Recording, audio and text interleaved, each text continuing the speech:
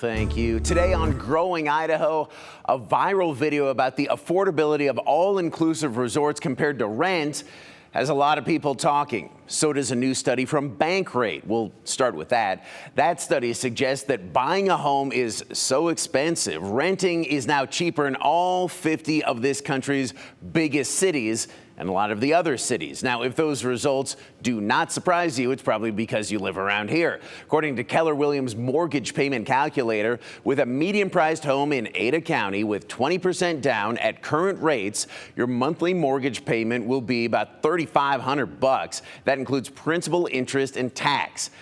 That's a lot. Meanwhile, the average rental payment in the same area is $1,245 according to Apartment List. That's only for a 2-bedroom.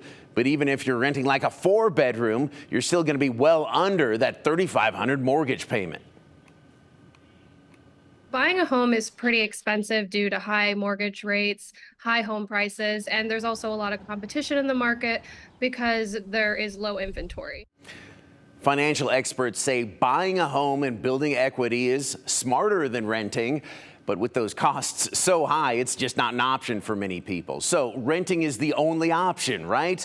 Not necessarily. Recently, travel expert Ben Keenan went viral when he discovered that a month at an all-inclusive resort was cheaper than living in his Seattle apartment.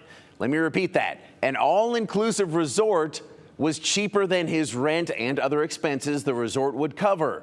But that's Seattle.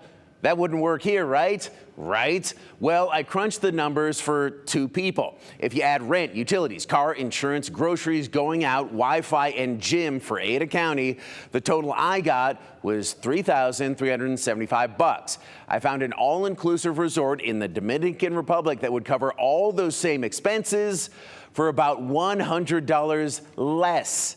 Bottom line, on average, 2 people living at the cheapest, I'll admit cheapest, all-inclusive resort I could find would be more affordable than them living in an Ada County apartment. And then you have the beach right there in the Dominican Republic. Now, your mileage may vary on a lot of these costs. Renting would be cheaper, maybe if you don't go out to eat or drink a bunch, or if you use public transportation, you don't have those car costs. Also, if you're staying at the resort, you'd also have to work and go to school remotely.